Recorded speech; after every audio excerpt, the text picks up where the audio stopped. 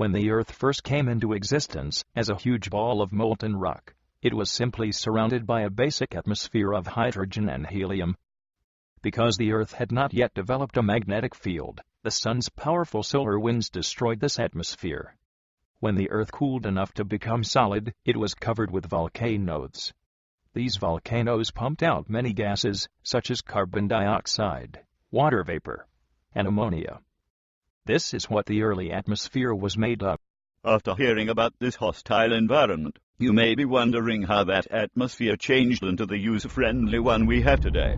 Well, light from the sun eventually broke down ammonia molecules released by volcanoes, which created nitrogen. Over billions of years, the levels of nitrogen in the atmosphere built up into the levels we see today. Then 2.7 billion years ago, cyanobacteria started photosynthesizing, and so used up all the carbon dioxide in the air, and instead replaced it with oxygen.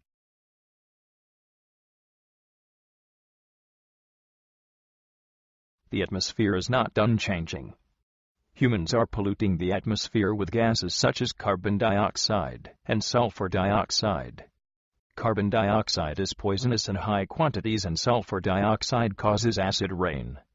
If humans continue at the current rate, we will all die from the air that we breathe, or we will have to change what we are putting into the atmosphere so that we do not ruin the world for generations to come, not to mention for almost every organism on Earth. The world is not oblivious of this problem.